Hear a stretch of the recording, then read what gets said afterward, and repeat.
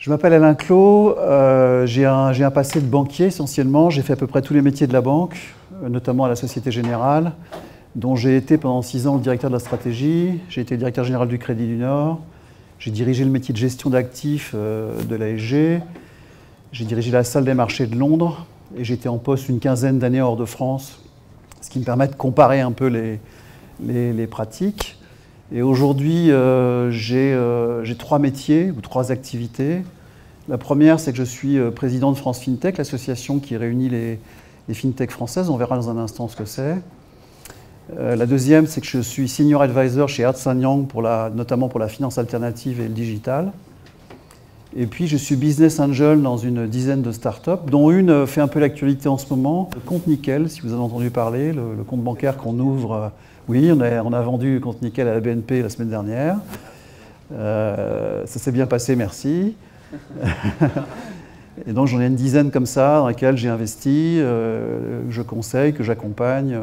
Voilà, c'est ces 3 métiers que je fais aujourd'hui qui se cumulent. Évidemment, eu égard à mon parcours, puisque j'ai un long passé de banquier. Et puis, depuis une quinzaine d'années, je suis dans le digital. Je connais assez bien les problématiques, évidemment, qui mélangent la finance et le digital. Donc, je vous propose de dérouler rapidement les thèmes, pour que vous entendiez parler des thèmes et des mots essentiels. Et puis, si ça vous va, on dialogue un peu après avec quelques questions.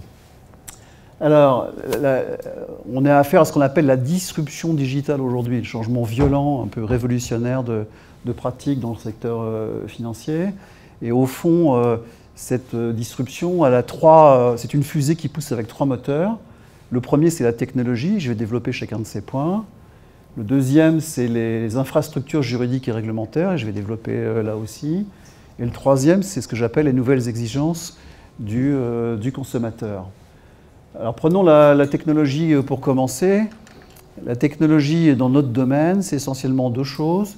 C'est ce qui a trait à la mobilité, puisque la plupart des nouvelles fonctionnalités sont sur base de smartphones, de laptops, en tout état de cause de mobilité.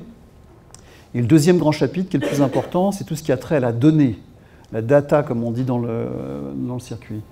La data, c'est quoi? C'est les algorithmes, c'est votre identité numérique, c'est votre comportement. Et d'une manière générale, c'est tout ce qui a trait à l'identité des gens, leurs réflexes, leur fonctionnement, et tout ce qui a un aspect prédictif. Je développerai rapidement ces points tout à l'heure. Aujourd'hui, la technologie est devenue vraiment leader dans la disruption, alors qu'elle était finalement pas tellement ces dernières années. Quand vous prenez les applications que vous utilisez aujourd'hui, l'innovation essentielle est une innovation d'usage.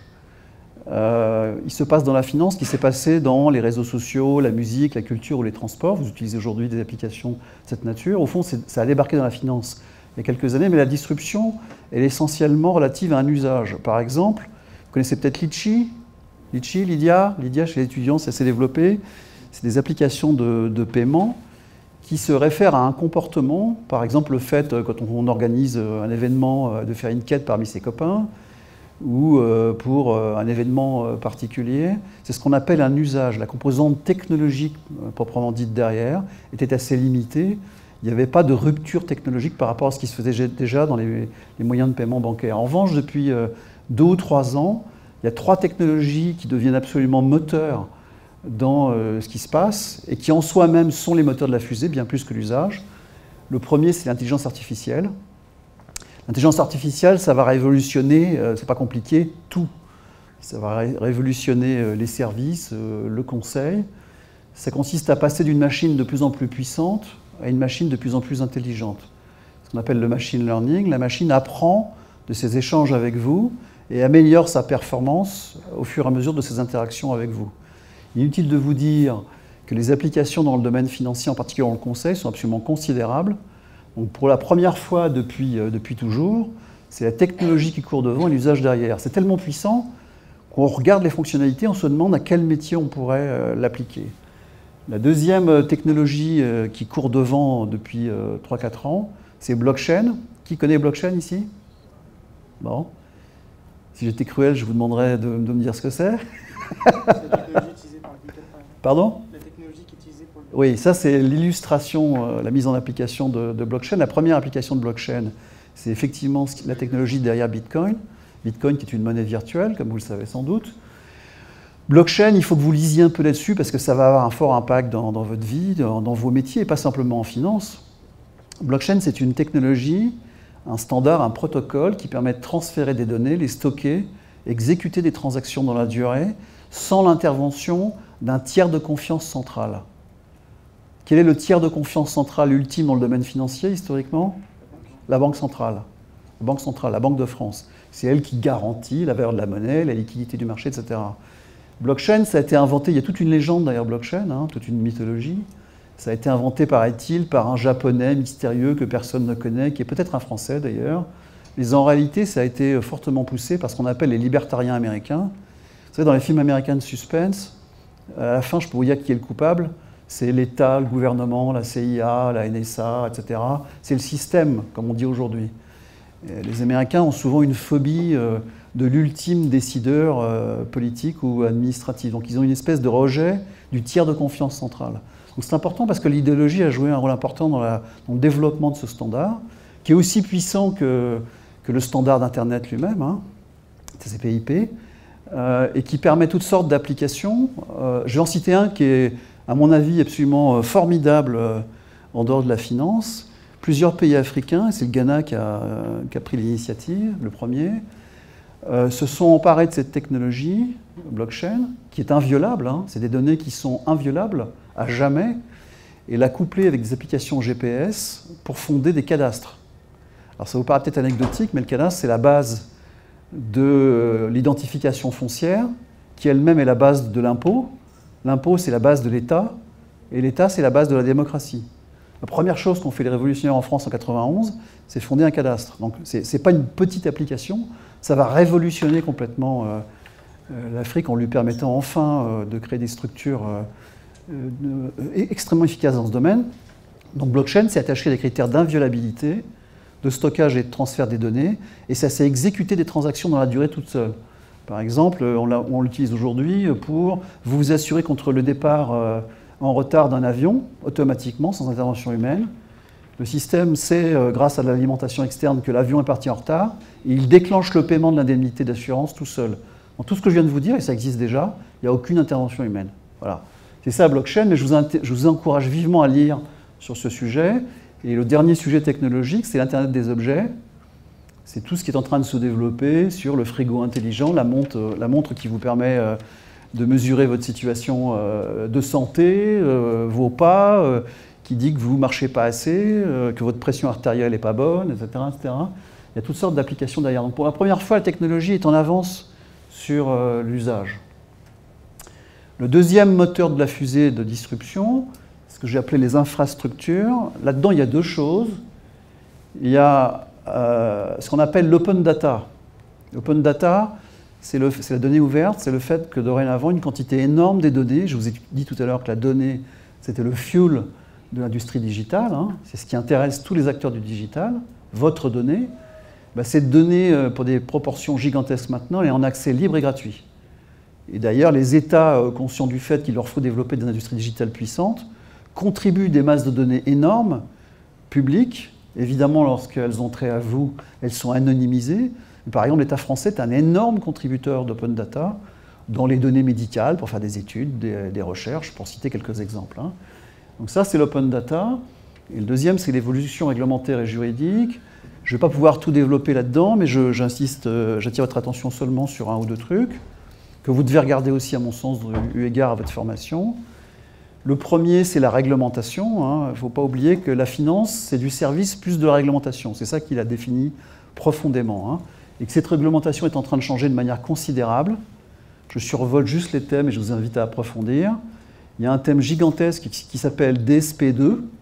Qui connaît DSP2? Il faut absolument vous y mettre.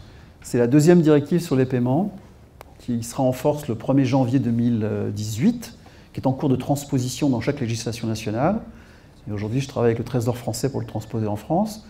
DSP2, c'est une nouvelle réglementation qui dit que chaque client, notamment d'une banque, pourra donner l'autorisation à un prestataire externe d'accéder à son compte pour en extraire les données et commettre des transactions, des paiements, des transferts, etc.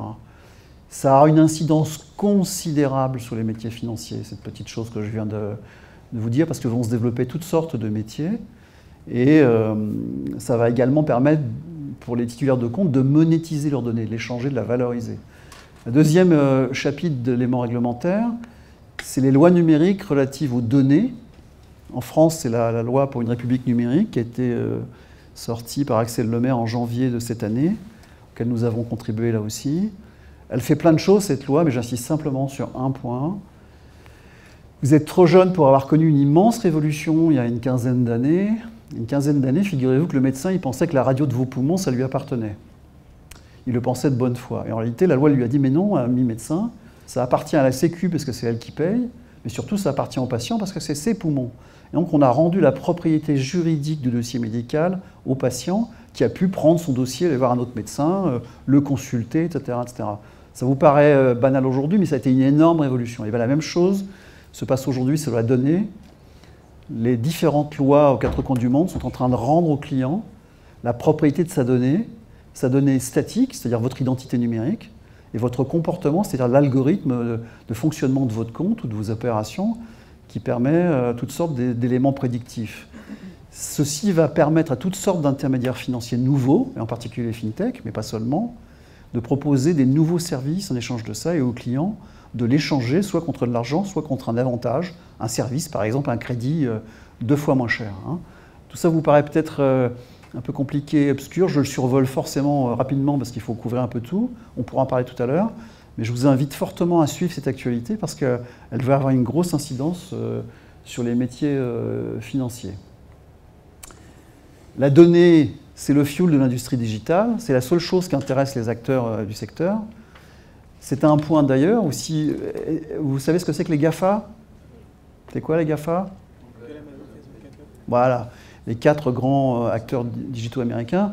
Nous, dans le digital, maintenant, on dit de plus en plus les GAFAM, parce qu'il y a eu des petits nouveaux. Il y a un acteur qui s'appelle Alibaba, qui est parti à l'attaque de Google avec de bonnes chances de le rattraper et de le doubler. Et puis il y a le nouveau géant à base de Microsoft, qui est à l'évidence un nouveau GAFA. Ces gens-là, ce qui les intéresse, c'est la donnée, rien d'autre. Ces 4 acteurs américains ont développé des modules extrêmement puissants d'intelligence artificielle qui permettent de faire des choses étonnantes, qui sont le fruit d'années et d'années de recherche, de centaines de millions de dollars d'investissement. Aujourd'hui, ils vous l'offrent gratuitement. Vous pouvez y accéder gratuitement. Pourquoi? Parce que c'est du machine learning. Plus vous utilisez leurs services et plus vous enrichissez la compétence de la machine, je l'ai dit tout à l'heure, et plus vous laissez de la donnée statique et dynamique, donc plus vous créez de la valeur pour le GAFA. C'est pour vous dire que le sujet, ce n'est pas la tech, le sujet, c'est la data. C'est ça qui est le moteur. Et avec de la donnée, on sait faire des choses extraordinaires en finance. Par exemple, se développent toutes sortes d'applications relatives au risque, à l'analyse du risque. Je vais vous donner un exemple. Facebook vous fait du crédit vraiment pas cher. Comment il fait? Il regarde sur les réseaux sociaux l'empreinte que vous laissez.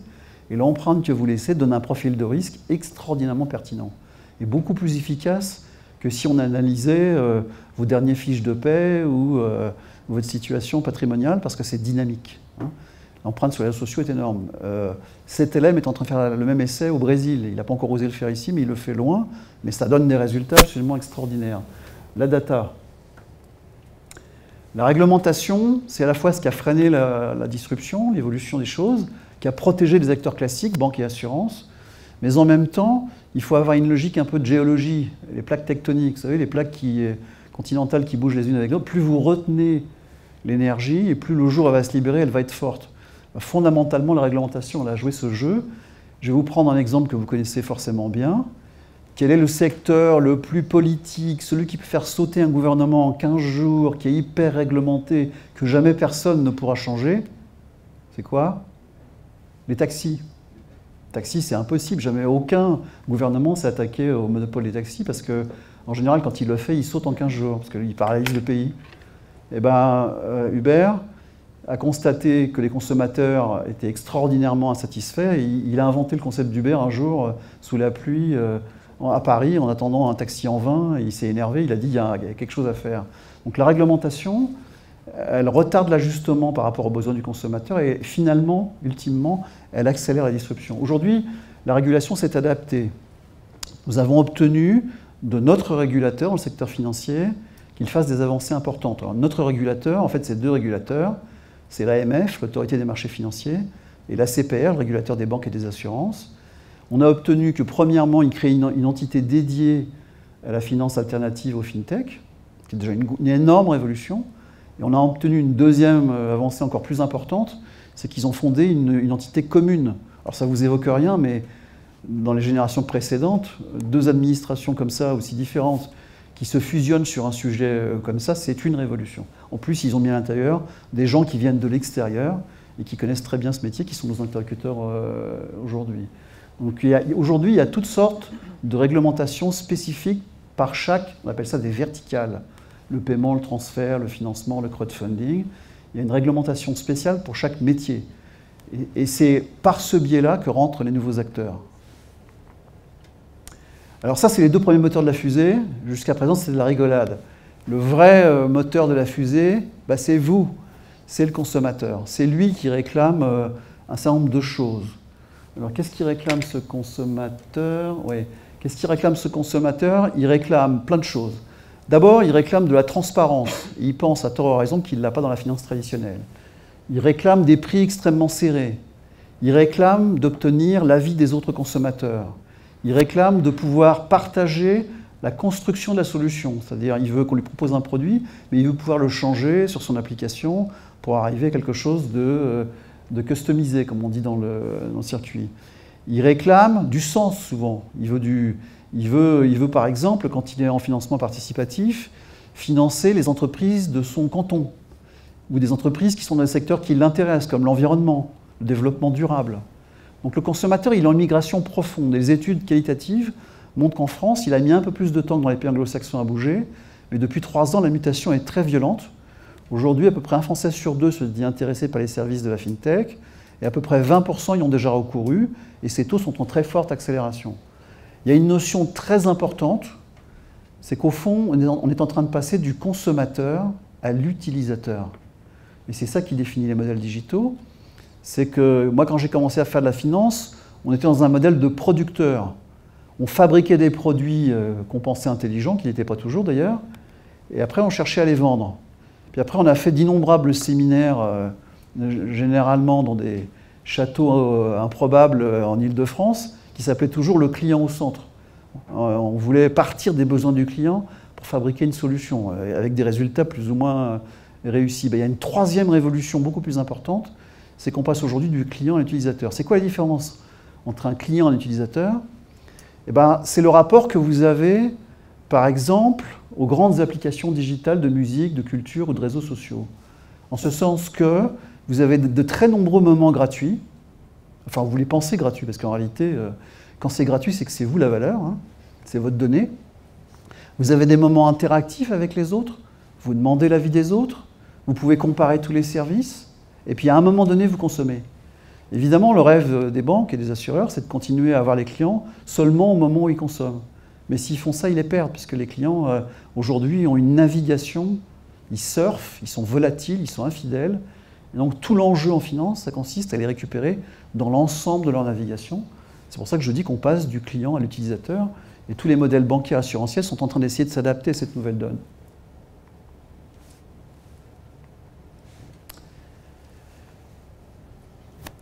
Alors, les attentes des utilisateurs ont été abondamment étudiées par tout le monde.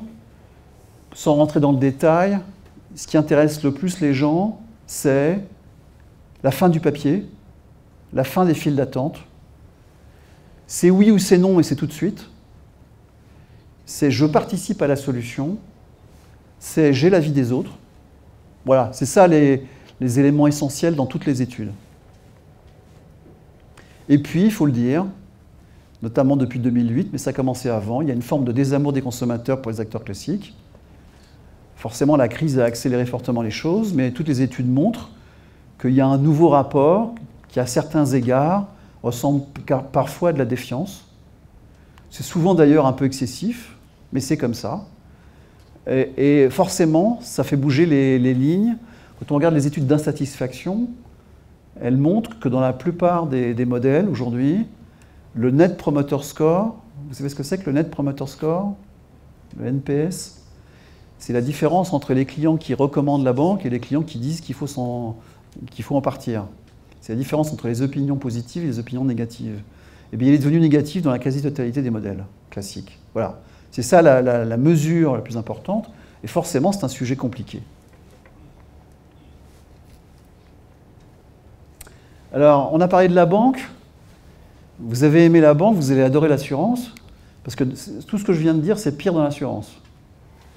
Pourquoi? Parce que l'assureur, par rapport au banquier, il a beaucoup de compétences et beaucoup de savoir-faire, mais il a des gros inconvénients, encore plus gros. Le premier, c'est qu'il ne connaît pas son client. En gros, un assureur, en moyenne, il voit son client une fois tous les 4 ans. Et quand il le voit, il lui parle de sinistre, qui, comme son nom l'indique, n'est pas un sujet joyeux. Et en général, il est plutôt même tendu. Et donc, il a une grande difficulté à accumuler de la data, voilà, de la donnée, de la connaissance client, qui est le nerf de la guerre. Donc, c'est encore plus compliqué pour l'assureur que pour le banquier. Et au fond, il est victime de quelque chose qui, aujourd'hui, détermine une grosse partie des évolutions des solutions qu'on voit. Et ça explique profondément Nickel. Si ça vous amuse, on pourrait y revenir à la fin. Je pourrais vous expliquer comment s'est fait cette transaction. C'est le coût d'acquisition du client. Aujourd'hui, ce qui est en train de se passer, et c'est ça le nerf de la bataille tactique, c'est que quand on veut acheter un nouveau client en banque ou en assurance, ça coûte par client entre 250 et 1000 euros. Si vous pensez que le revenu moyen par client est de l'ordre de 250 euros à 300 euros, l'arithmétique est têtue, la somme est négative, la somme arithmétique est négative. Hein. Et donc, moins vous connaissez votre client, moins vous avez de viralité, c'est-à-dire que vous avez là une fréquence d'échange, et plus le coût d'acquisition du client est élevé. Ça, c'est absolument essentiel en stratégie financière. Alors en plus, il y a des nouveaux barbares qui arrivent, en particulier les fintech. Donc par le hasard de l'histoire, me voilà le chef du gang des barbares. Je suis représentant de la fintech en France. Donc ça a émergé il y a 7 ou 8 ans à peu près. Ça a attaqué en particulier par les paiements. Vous avez sans doute beaucoup d'entre vous des applications de paiement sur votre smartphone. C'était le début. Pourquoi les paiements? Parce que la fintech, elle attaque en particulier au croisement entre 2 facteurs, la frustration et la marge. Les paiements, c'était l'endroit où il y a le plus de frustration et le plus de marge. Donc c'est là où il y a quelque chose à faire. Puis tout doucement, ça s'est répandu vers le financement participatif, hein, le crowdfunding, crowdlending, dans les agrégateurs. Vous connaissez les agrégateurs? Linkso, banking, c'est des fonctionnalités qui permettent de gérer plusieurs comptes en même temps.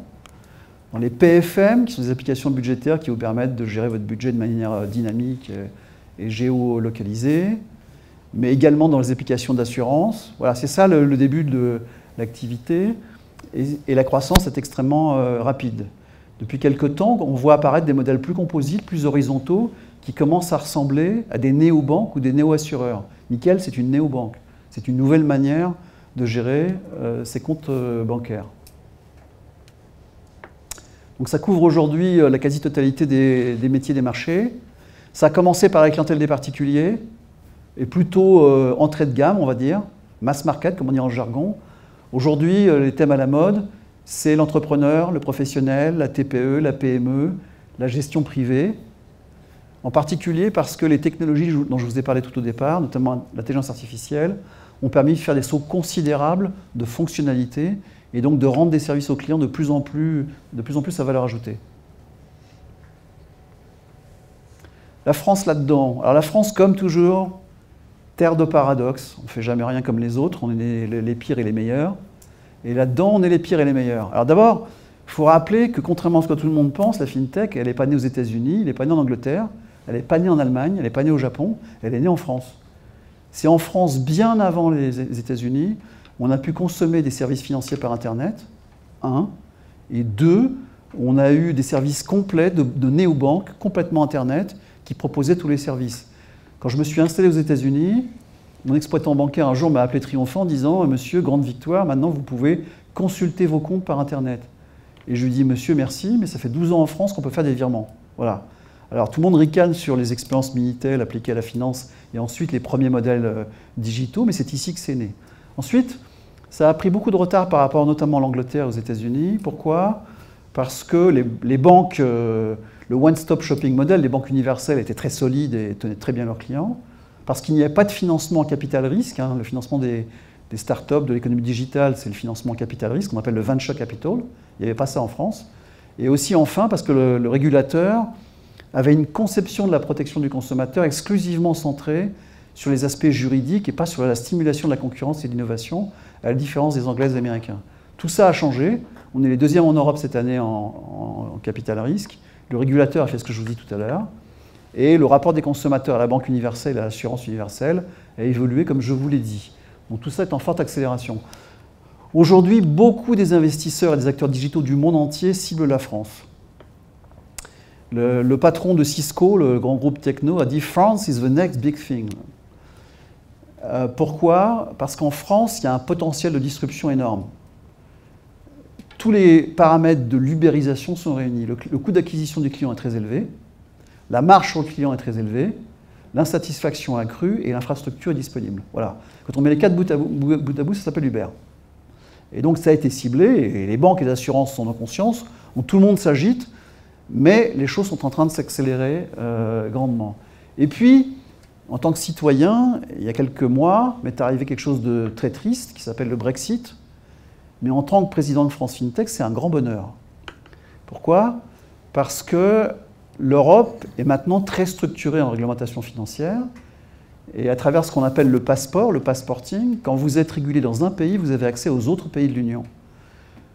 Du fait du retard pris en France que j'ai évoqué tout à l'heure, les 2/3 des FinTech européennes s'étaient installées à Londres. Et en particulier pour avoir ce passeport par un régulateur très flexible, pour ne pas dire permissif. Les Anglais vont perdre ce passeport dans quelques mois. Et d'ailleurs, nous y veillons. J'ai rencontré le commissaire européen, le Trésor français, le gouvernement. On est en train de veiller à ce qu'on ne puisse pas avoir le beurre, l'argent du beurre, être hors de l'Europe et bénéficier du passeport, de sorte qu'aujourd'hui, il y a une effervescence extraordinaire pour relocaliser les activités en Europe continentale, et notamment à Paris. Dans cette bataille, la France a des atouts, elle a aussi des inconvénients. Dans les atouts principaux, il faut que vous ayez quelque chose en tête, c'est que le monde entier nous trouve plein de défauts, mais nous reconnaît une compétence de classe mondiale dans 2 domaines. En matière financière, où les Français peuplent une grande partie des groupes mondiaux, et en data science. En data science, on peut penser que la France est une des 2 nations les plus performantes avec les États-Unis. Et ce n'est pas tout à fait par hasard s'il y a 70 000 Français dans la Silicon Valley. Et si vous pensez que l'avenir du monde, c'est l'intelligence artificielle, et forcément celui de Google et Facebook, sachez que Google et Facebook ont confié leur recherche à des Français. Voilà. Et si vous allez en profondeur dans les organigrammes des GAFA, vous trouverez une quantité énorme de Français. Alors on s'est un peu comporté comme un pays émergent, hein. On a fabriqué des talents, ils ont été exportés dans ces pays et ils nous revendent le produit final. Voilà, il faut siffler la fin de la récré, on travaille tous à essayer de fabriquer de la compétence et de l'emploi ici. Les fintech françaises, c'est un instantané. En réalité, il y en a des centaines maintenant, ça croît extrêmement vite. Ça, je l'ai dit. Ça, je ne traite pas. Alors, la banque en ligne. La banque en ligne, c'était la première disruption, si j'ose dire. Aujourd'hui, elle est en difficulté économique. Pourquoi? Pour 2 raisons. La première, c'est que les banques en ligne, aujourd'hui, elles achètent le client au kilo, comme j'ai dit tout à l'heure, client par client. Ça veut dire quoi acheter à 1 000 €? Ça veut dire que pour que mon client vienne, je lui fais un cadeau de 185 €. Hein, c'est entre 125 et 185 €. Et je dépense le reste en marketing, publicité, ristourne. Et donc, le client au kilo coûte une fortune. Et donc, ce modèle, évidemment, il est frappé de plein fouet par ça, de sorte que la quasi-totalité des acteurs de banques en ligne aujourd'hui sont en déficit. Et le deuxième sujet, c'est que dans une certaine mesure, il y a déjà une forme de ringardisation un peu du service. Et les nouveaux consommateurs que vous êtes plébiscitent plutôt des apps, des navigations plus complexes. Et donc, c'est un sujet qui illustre tout ce que je disais tout à l'heure. Est-ce que les banques vont disparaître? Non, je ne pense pas. La banque, on dit que c'est l'autre plus vieux métier du monde. Je ne vous dirai pas quel est l'autre. Le premier fonctionnant d'ailleurs historiquement la main dans la main avec le deuxième, bref, j'arrête. On trouve des traces de modèles bancaires assez propres sur les stèles d'Hammurabi il y a 5000 ans. C'est un très très vieux métier. Là où je veux en venir, c'est quand on est si vieux, c'est qu'on rend un service, on rend une forme de valeur ajoutée. Donc je ne pense pas que les banques vont disparaître.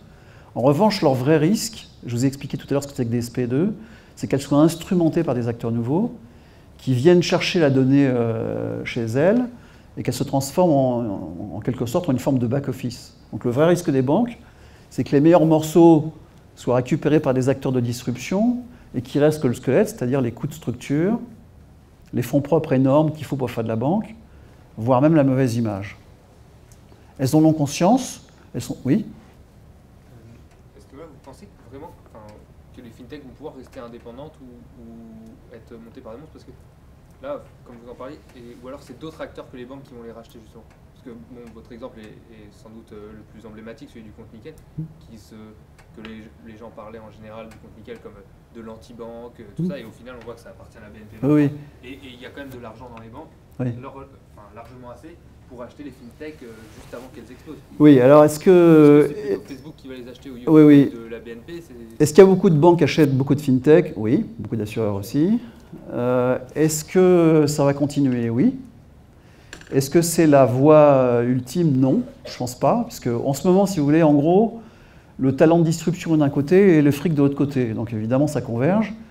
Et les banques utilisent leurs marges, qui sont quand même en forte réduction maintenant dans la plupart des métiers, pour essayer d'accélérer la cadence. Et quand elles achètent des fintechs, d'ailleurs, elles achètent moins un modèle qu'une culture. Elles cherchent à se rénover, à évoluer, en achetant des fintechs et en bougeant notamment leur culture. Mais moi, j'ai dans ma population toutes sortes de fintechs qui ne veulent pas entendre parler d'un rachat par une banque ou un assureur, qui veulent être des modèles autonomes. Et puis on verra tout à l'heure qu'effectivement, il y a d'autres acteurs qui sont en train de rentrer dans le bal, en dehors des banques et des assurances. C'est ce que je traite dans un instant, on y reviendra. Mais c'est une question essentielle, ça. Alors les banques, elles ont des contraintes terribles, hein. Elles ont des freins culturels, elles ont des compétences qui leur manquent, même si elles en ont énormément. Et puis le consommateur les boude un peu à certains égards. Aujourd'hui, il y a un sujet assez tragique, c'est le rapport ambigu des Français au guichet, au réseau physique. Hein. Aujourd'hui, les consommateurs des banques, ils veulent un réseau physique. D'ailleurs, on se rend compte que le premier motif d'entrer en relation avec une banque, c'est le fait qu'il y a un guichet en bas de chez moi. Donc, ami banquier, je veux que tu aies un guichet, mais j'y vais plus. Voilà. Aujourd'hui, il y a un quart des clients qui ne vont plus, et à peu près la moitié qui vont presque jamais.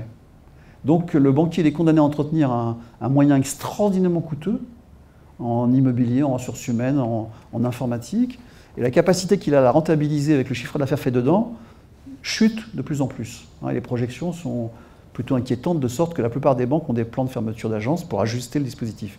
Il y a eu 20 000 fermetures d'agences en Europe depuis 2008, moins en France qu'ailleurs. Ce qui n'est pas une très bonne nouvelle, il faut dire les choses. Bon, maintenant, j'ai commis personnellement un article dans la revue Banque qui dit que je crois au guichet et je crois au conseiller. Mais au prix, évidemment, d'une mutation qui est en cours vers le conseil à valeur ajoutée, vers l'assistance aux clients, vers tout un ensemble de conditions qui doivent être réunies. Banques en ont conscience, hein, je ne suis pas en train de dire que c'est la fin du monde. Je dis juste qu'il faut bouger, ils sont en train, évidemment, d'accélérer le mouvement. Mais elles ont aussi des atouts, les banques, dans la colonne de droite. Hein. Elles ont des données, vous vous rappelez? Oui?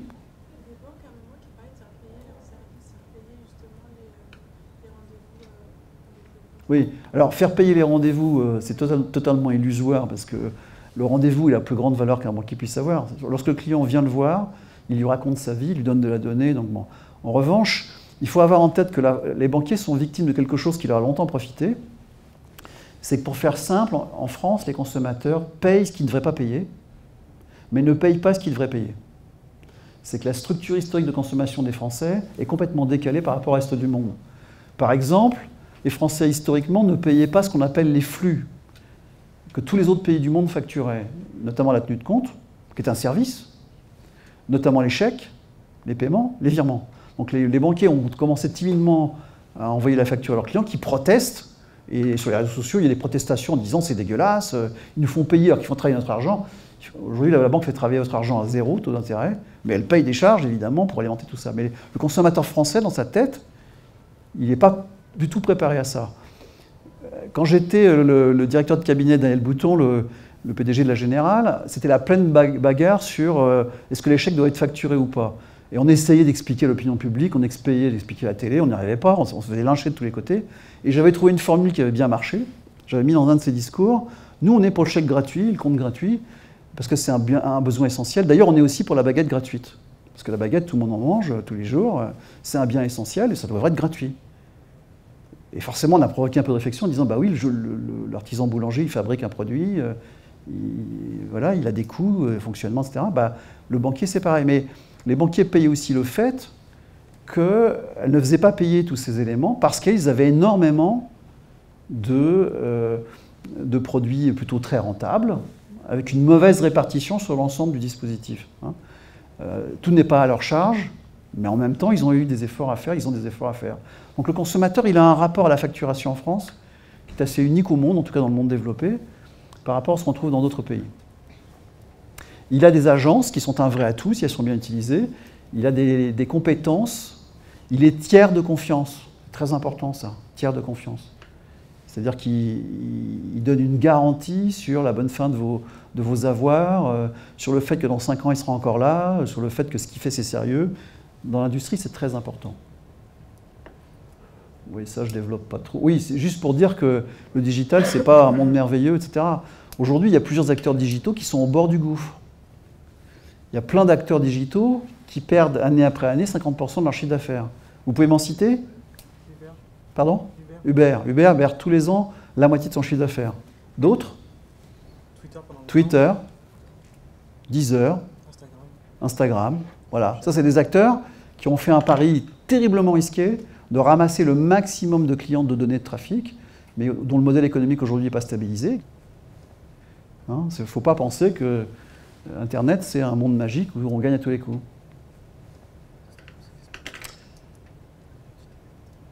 Je passe là-dessus pour insister sur d'autres notions. Bon, les banques investissent de tous les côtés aujourd'hui, dans des incubateurs, des accélérateurs, j'étais avec eux tout à l'heure, dans des investissements minoritaires, majoritaires. Elles confient de plus en plus des fonctions essentielles de leur développement à des fintechs. Elles l'intègrent dans leur offre commerciale, soit en marque propre, soit en marque blanche. C'est-à-dire sous la marque de la banque, mais en réalité, c'est un service fourni par une fintech. Donc il y a une convergence. On appelle ça l'hybridation et la coopétition. On est concurrents et à la fois en coopération. Le vrai sujet, c'est moins un sujet de compétences techniques qu'un sujet de culture. Il y a une manière assez simple de décrire ça, c'est que dans le système bancaire classique, il y a des DSI, des directeurs des services informatiques. Leur métier, ça consiste à informatiser des process. Alors, ils informatisaient avant, maintenant ils les digitalisent. Dans les groupes digitaux, il n'y a pas de DSI. Il y a des CTO. Ce n'est pas parce que c'est dit en anglais que c'est plus intelligent, mais le concept, c'est Chief Technology Officer. C'est quoi un Chief Technology Officer? C'est quelqu'un qui part d'un usage et se demande quelle est la bonne réponse digitale à mettre en face. Voilà. Ce renversement de paradigme, c'est tout le sel du développement digital. Voilà ce en quoi je crois sur le plan bancaire. C'est une hybridation entre la technologie digitale et le conseiller. Aujourd'hui, les consommateurs ont des besoins croissants de conseils. C'est lié à quoi? C'est lié au fait que l'environnement est de plus en plus illisible. Si vous voulez investir votre patrimoine, pour le moment, il doit être plutôt limité, j'imagine, mais ça viendra. Si vous voulez investir vos économies dans de la croissance, si vous pensez que la croissance de demain, c'est de la technologie, si vous pensez que 4% du CAC, c'est de la technologie et que le reste, n'en est pas, il faut aller investir ailleurs. Or, le monde du digital, il est non coté, difficile à lire, difficile à analyser. Donc le banquier, globalement, il a un immense travail pour lire le monde qui est de plus en plus compliqué à lire sur le plan d'investissement. Ça, c'est un exemple. Deuxième exemple, c'est que les systèmes de retraite par répartition, qui sont plutôt une exception dans le monde, la plupart des modèles, c'est modèle par capitalisation, ils ne sont pas au mieux de leur forme pour des raisons démographiques évidentes. Et donc, ils vont sans doute plus suffire dans un certain nombre d'années. Ils devront être complétés par des motifs de capitalisation et donc des placements plus financiers. Donc le banquier a quelque chose à faire. Troisième exemple, c'est que dans votre vie à vous, et je vous le souhaite, vous n'aurez pas une seule carrière, vous en allez avoir 3, 4, 5. Vous allez être salarié, puis entrepreneur, puis resalarié, puis vous allez faire deux en même temps, puis vous avez une société qui facture des services, et puis peut-être que vous aurez des moments où vous ne serez plus à l'emploi, puis vous retournerez à l'emploi. C'est que la linéarité des profils financiers, des profils de carrière, sera de moins en moins le cas, et donc, évidemment, tout ça, ça mérite de l'accompagnement et un nouveau service financier offert par les banques et les assureurs. Donc il y a un vrai besoin. Les robots advisors en particulier sont l'exemple le plus intéressant là-dedans, parce qu'au fond, historiquement, c'est des outils qui conseillent les clients pour investir. Les premiers robots que j'ai vus, c'était des algorithmes simples et qui proposaient en sortie des produits simples, en clair de l'assurance vie et des trackers. La deuxième génération, on a compliqué un peu l'algorithme. Aujourd'hui, les derniers que j'ai vus sont capables de gérer l'ensemble de votre patrimoine. Votre actif, vos placements, mais aussi votre passif, votre endettement, vos actifs financiers, mais aussi vos actifs non financiers, votre immobilier, etc. Et donc, de plus en plus, c'est faire des choses qui s'approchent vers ce qui est la raison ultime du banquier quand il a affaire à son client, une approche patrimoniale globale. Voilà. Donc, il y a des immenses besoins. Entre le banquier et la machine, je ne sais pas qui va gagner, je pense que c'est un mélange des deux. En tout cas, ce n'est pas tout l'un, pas tout l'autre.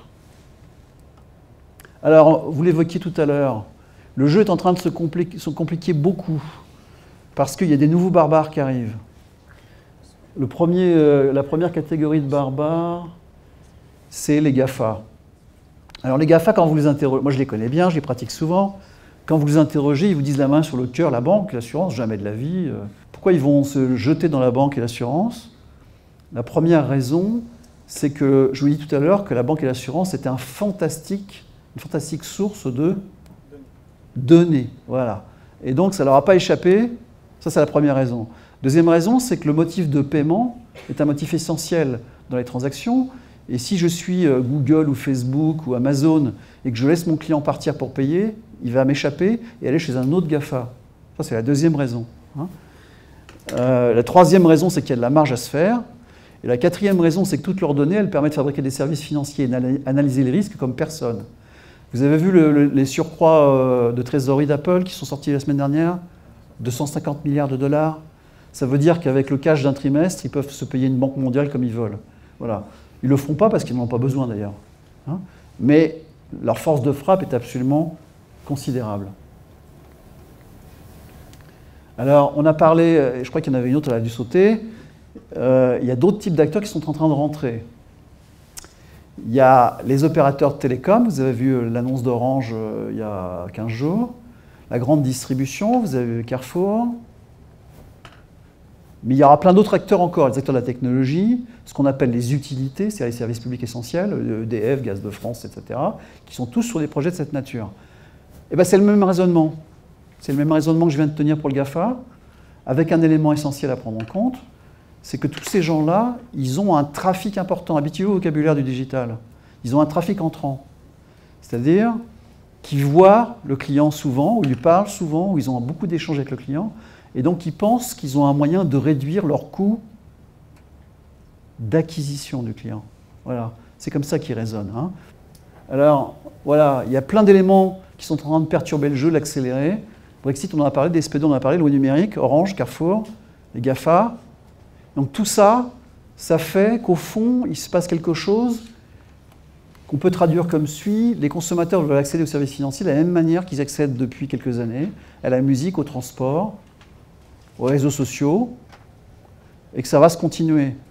Deuxième manière de dire, c'est qu'au fond, dans une certaine mesure, la banque sort de la banque et l'assurance sort de l'assurance. La compétence qui est derrière va demeurer, mais pas forcément dans le même lieu. Donc votre apprentissage sert à quelque chose, c'est ce que je suis en train de vous dire.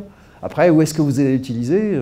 Dans une banque, une fintech, une entreprise industrielle, une start-up, un opérateur de télécom, on ne sait pas. Encore une fois, je crois que ni les banques ni les assureurs vont disparaître, mais on voit bien que le jeu n'est plus un jeu de monopole. C'est un jeu de compétition, c'est un jeu de coopération, c'est un jeu de compétition, c'est un jeu d'hybridation. Voilà, c'est comme ça que je vois les choses évoluer.